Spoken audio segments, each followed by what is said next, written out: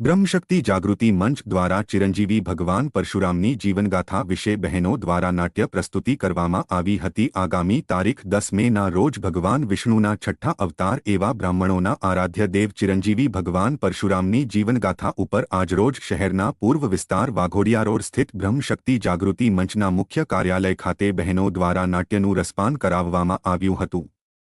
ભગવાન પરશુરામના સમગ્ર જીવનની મુખ્ય ઘટનાઓને બહેનો દ્વારા સૌપ્રથમવાર રજૂ કરવામાં આવી હતી।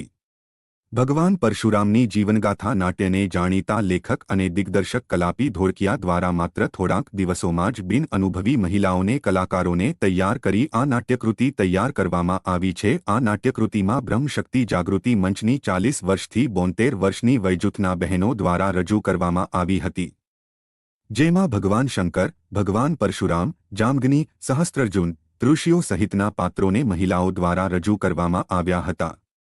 ભગવાન પરશુરામની જીવનગાથા થકી ભગવાન પરશુરામના જન્મ, કેવી રીતે પરશુરામ કહેવાયા તથા તેઓના જીવનની રસપ્રદ ઘટનાઓ રજૂ કરી બ્રાહ્મણોની નવીન પેઢીઓ તથા લોકોને માહિતગાર કરવાનો ઉદ્દેશ હતો। આ કાર્યક્રમમાં બ્રહ્મશક્તિ જાગૃતિ મંચના પ્રમુખ મીનાબેન મહેતા, મહામંત્રી અને सांसद रंजनबेन भट्ट, म्युनिसिपल काउंसिलर तेजलबेन व्यास, गायत्रीबेन व्यास, दरभावतीना धारासभ्य अने वर्ल्ड ब्राह्मण फेडरेशनना राष्ट्रीय उपाध्यक्ष शैलेषभाई मेहता, सोट्टा, गायत्री उपासक हर्षदबापा विशेष उपस्थित रह्या हता। कार्यक्रमनी शरूआत भगवान परशुरामनी आरती बाद दीप प्राकट्य तथा महानुभावोना स्वागत बाद करवामां आवी हती।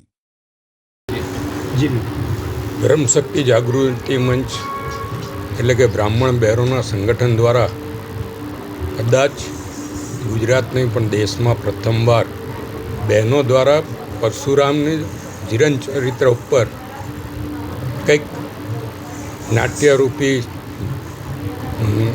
નાટક કહી શકાય, ડ્રામા કહી શકાય કે જીવનચરિત્ર કાવ્યમય કહી શકાય એવો એક પ્રયત્ન થઈ રહ્યો છે અને એમને આખો શબ્દદે આપ્યો છે કલાપી સાહેબે। પરશુરામ એ બ્રાહ્મણોના આરાધ્ય દેવ છે, પરશુરામના વંશજો બ્રાહ્મણો કહેવાય છે, ત્યારે બ્રાહ્મણ બહેનો દ્વારા કરવામાં આવ્યું છે એટલે આનું વિશેષ મહત્ત્વ વધી જાય છે। અને આજે આ કાર્યક્રમ માટે અમારા વડીલ પરમ પૂજ્ય હર્ષદબાપા, વડોદરાના सांसद एंड ब्रह्म शक्ति जागृति मंचना महामंत्री रंजनबेन भट्ट अने ब्रह्म समाजना वडोदरा शहरना आगेवानो बधा ज अहींया उपस्थित है। अने आजे ब्रह्मशक्तिना प्लॉट पर आ ज्यारे भजवाई रह्युं छे, हूँ तमाम बहनों ने अभिनंदन आपूँ छूं। 10મી મે परशुराम जयंती આવી રહી છે એ પહેલાં નાટ્યરૂપી પરશુરામનું જીવનચરિત્ર અને એનો પરશુરામનું જે જીવન હતું એનો ઉદ્દેશ જે હતા એ તમામ વસ્તુઓ લોકો સુધી પહોંચે અને ખાસ કરીને બ્રાહ્મણો સુધી પહોંચે એવો આ ભગીરથ પ્રયત્ન છે। એટલા માટે એમને અભિનંદન આપી શકાય। અને આવા કાર્યક્રમ ખરેખર તો મોટા હોલમાં હોવા જોઈએ, પરંતુ એમણે અહીંયા આગળ રાખ્યો છે। ભવિષ્યમાં આ જ બહેનો દ્વારા મોટા ટાઉન હોલમાં આ પ્રોગ્રામ થાય એવા પ્રયત્નો પણ કરીશું। પણ અત્યારે જે પ્રયત્ન થયો છે તેને ખૂબ ખૂબ અભિનંદન અને શુભેચ્છાઓ। જય જય પરશુરામ। સમગ્ર વડોદરા શહેરવાળા બધા જ વ્યક્તિઓને હું આપના માધ્યમથી વંદન કરું છું અને પરશુરામજીના આવતા જન્મદિવસની ખૂબ ખૂબ શુભકામના એડવાન્સમાં પાઠવું છું। સફર અમારીને તમે છો તરાપો, જવું પેલે પાર તમે સાથ આપો, એ યુક્તિને પકડીને અમારી બ્રહ્મશક્તિની બહેનો દર મહિને કંઈક અવનવા પ્રોગ્રામ કરે છે। આ એક વિચાર હતો કે પરશુરામજી વિશે દરેકે દરેક બ્રાહ્મણ આટલું બધું ડિટેલમાં નથી જાણતા। ફક્ત પરશુરામ ક્રોધી હતા, પરશુરામ ખૂબ ગુસ્સાવાળા હતા, શ્રાપ આપતા હતા, બસ એ બ્રાહ્મણોના મગજમાં નહીં પણ દરેકે દરેક સમાજના મગજમાં એક ગેરમાન્યતા છે।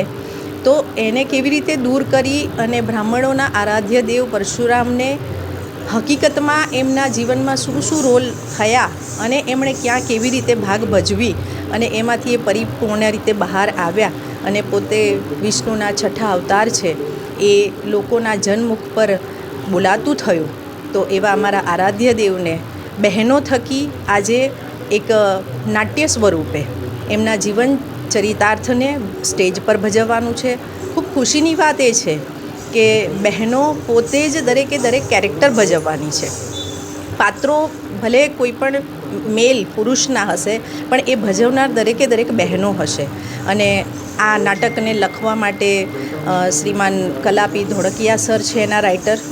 અમારી બ્રહ્મશક્તિની બહેનોને પ્રેક્ટિસ પણ એમણે આપી છે. ડ્રામા કેવી રીતે ભજવવાનો, સ્ટેજ પર કેવી રીતે તમારે પોતાએ પરફોર્મ કરવાનું, એ દરેકે દરેક ઉંમર માટે આ અઘરું કામ છે. પણ એમણે ખૂબ સરસ રીતે બહેનોમાં રહેલી જે આત્મવિશ્વાસ અને આવડત છે એને એ લોકો એમણે પ્લેટફોર્મ પર લાવવાનો બહુ જ સરસ રીતે પ્રયાસ કર્યો છે. અમારી બહેનો જ નહીં પણ આવેલા દરેકે દરેક મહેમાન આ પ્રોગ્રામને જોવા ખૂબ આતુર છે. અને આપ જોઈ શકો છો અમારા દરેકે દરેક કેરેક્ટર અત્યારે અહીંયા આવી રહ્યા છે. બસ થોડીક વારમાં અમે પ્રોગ્રામની શરૂઆત કરીશું. આપના માધ્યમથી દરેકે દરેક વડોદરાવાસીઓને ખૂબ ખૂબ ખૂબ શુભકામના પાઠવું છું. પરશુરામ જયંતિની એડવાન્સમાં પરશુરામ જન્મદિવસની શુભકામના. મીના મહેતા, બ્રહ્મશક્તિ જાગૃતિ મંચના પ્રમુખ.